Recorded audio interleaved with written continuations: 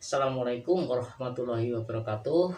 Ketemu lagi dengan kami UPD Channel Pinjol yang memberikan solusi informasi seputar pinjaman online. Kali ini akan kami bahas berbagai macam ancaman atau teror DC atau intimidasi DC baik legal maupun ilegal, yang mana semua itu ditujukan pada Anda, debiturnya, supaya Anda tertekan secara psikis, mental, psikologis, sehingga Anda akan merasa tidak nyaman dalam kehidupan sehari-hari, akan merasa sangat terganggu, akan merasa sangat tertekan, merasa sangat stres oleh teror-teror DC ini, yang tujuannya cuma satu, yaitu bagaimana DC ini bisa menekan Anda dan Anda bisa bayar di aplikasi mereka sesuai keinginan mereka. Ini tujuannya bukan cuma itu. Nah, modus apa saja ancaman-ancaman DC itu nanti kita akan bisa bagi, ada 7 ancaman. 7 ancaman DC yang umum dilontarkan oleh DC itu. Seperti apa 7 ancaman itu? Kita simak video selanjutnya.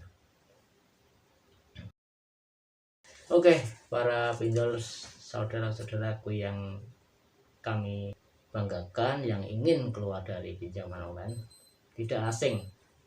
Pasti Anda saat gagal bayar atau mendekati jatuh tempo saja sudah diteror oleh DC untuk segera melunasi pinjaman Anda, atau segera membayar cicilan Anda, ataupun segera memperpanjang waktu tenor pinjaman Anda.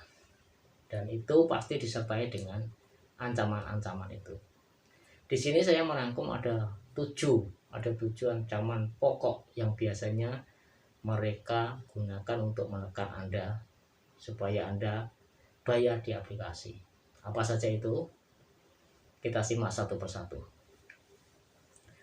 Yang pertama, Anda pasti tidak asing dengan kata data Anda akan diproses, seperti cuplikan slide di sebelah.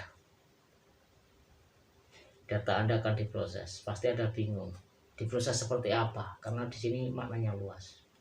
Tapi setelah kami pelajari, kami kupas satu persatu tentang data diproses ini, tidak lain dan tidak bukan, ya tetap diproses untuk penagihan saja. Jadi Anda jangan berpikir diproses apa. Ingat, jangan berpikir negatif dulu tentang ancaman DC.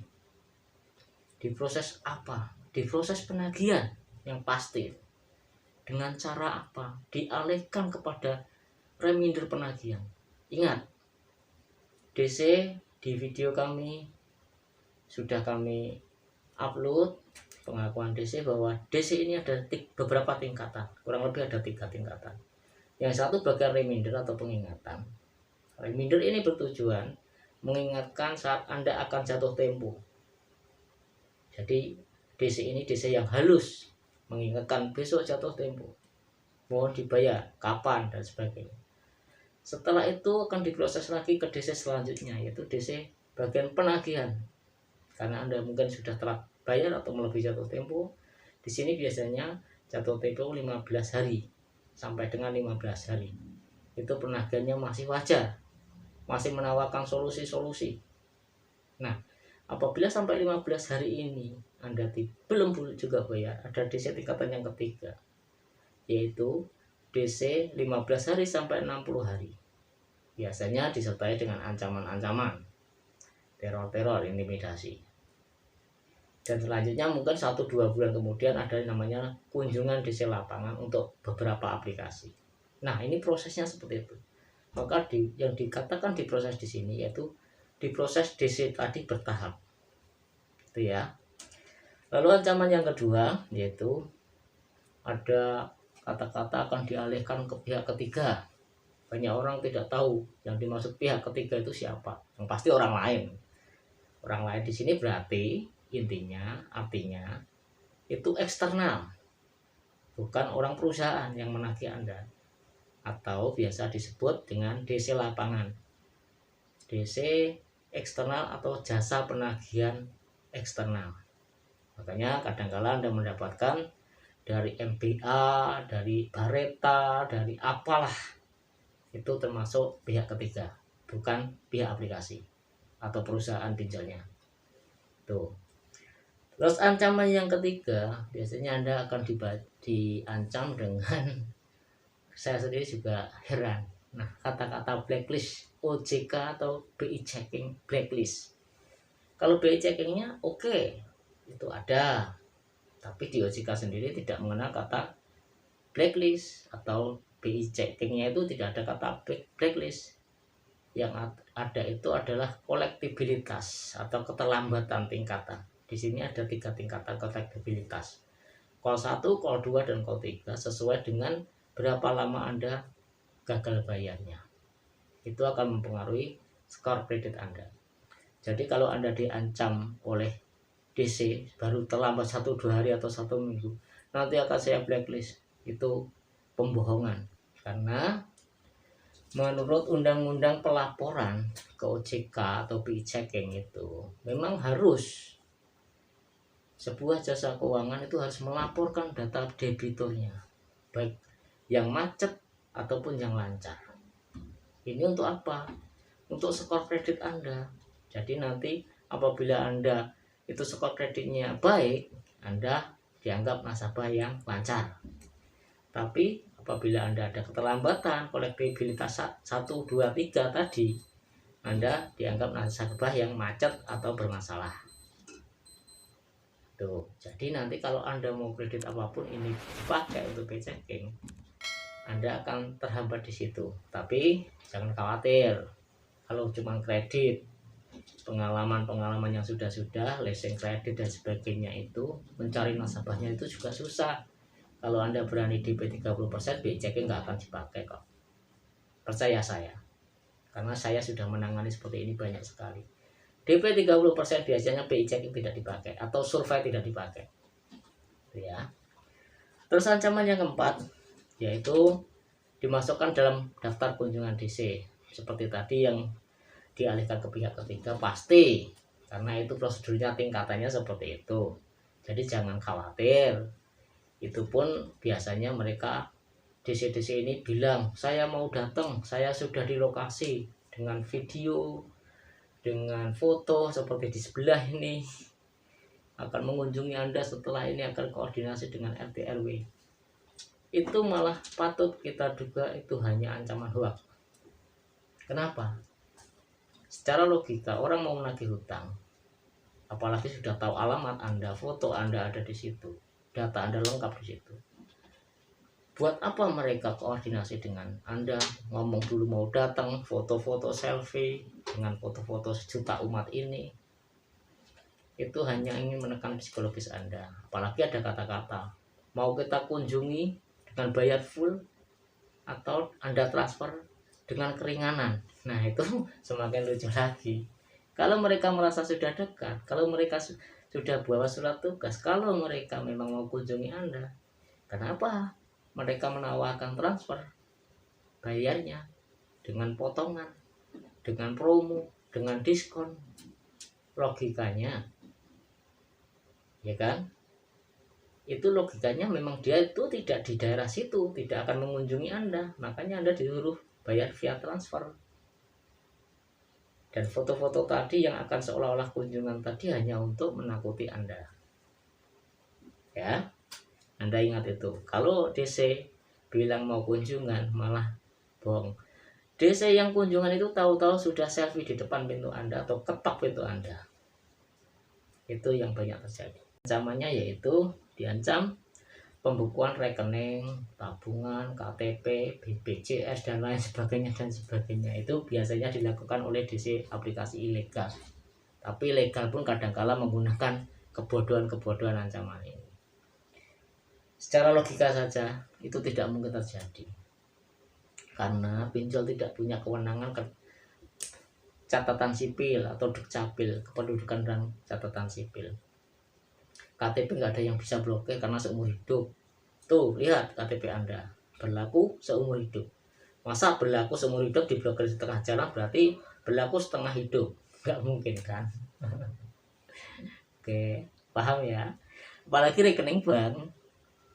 Sebuah perbankan mau memblokir rekening itu ada beberapa aspek. Satu, permintaan debiturnya atau pemilik rekeningnya, karena ada hal-hal tertentu, mungkin digunakan untuk penipuan, mungkin dihacker orang karena disadap untuk sudah diketahui PIN-nya dan sebagainya, atau hilangnya ATM dan lain sebagainya. Itu debitur pemilik rekeningnya yang bisa blokir. Yang kedua, atas permintaan pihak berwajib, kepolisian maupun pengadilan.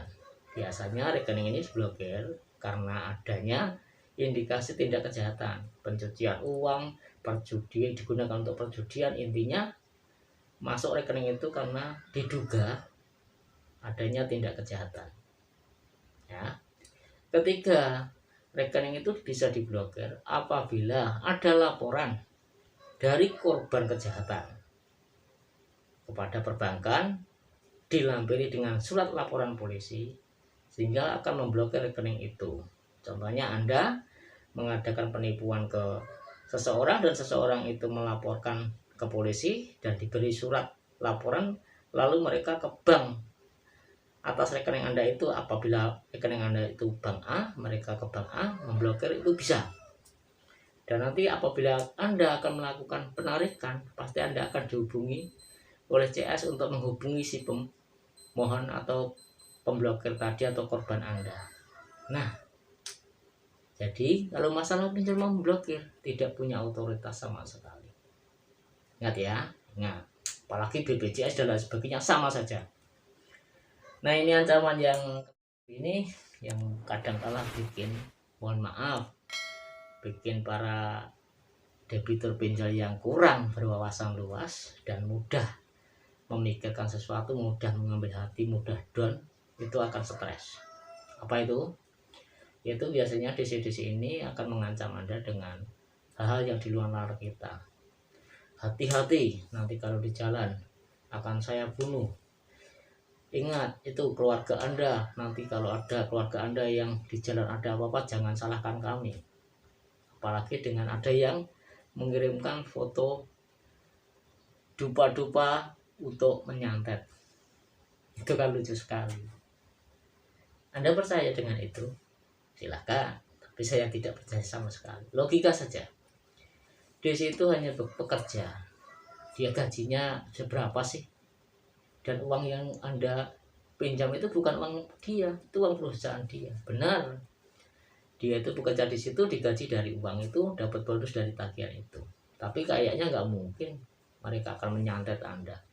Berapa juta untuk membayar tukang santet?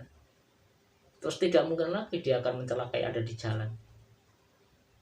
Resikonya besar, pidana, ya kan? Makanya jangan mudah terbawa oleh ancaman DC.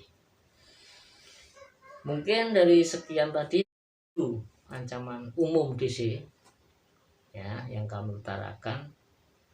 Masih ada beberapa mungkin yang belum bisa kita utarakan, dan saya yakin Anda lebih paham itu. Kami di sini hanya ingin sekedar menjabarkan saja supaya Anda paham maksud ancaman DC ini. Apa toh yang dimaksud ancaman seperti ini? Itu ya. Yang mungkin ada lagi yang ancaman biasanya dilakukan bukan oleh DC, tapi oleh yang mengatasnamakan kuasa hukum dari pihak perusahaan pinjol, yaitu ancaman disomasi. Somasi secara perdata maupun disomasi secara pidana. Tapi jangan takut. Sampai detik ini saya menangani kasus debitur pinjaman online, belum ada satupun yang sampai disidangkan di pidana maupun perdata. Padahal klien saya sudah ratusan dan tidak ada satupun yang dipidanakan atau diperdatakan. Padahal sudah mendapatkan somasi berkali-kali lagi. Ya, Anda bisa simpulkanlah. Semoga penjabaran kami ini bisa diterima, bisa dipahami, dan bermanfaat bagi Anda. Dan tetap semangat, tetap berusaha keluar dari pinjaman online. Jangan lupa berusaha berdoa, banyak sedekah, karena sedekah itu membuka pintu rezeki Anda. dan memudahkan segala urusan Anda. Billahi taufik wal hidayah. Wassalamualaikum warahmatullahi wabarakatuh.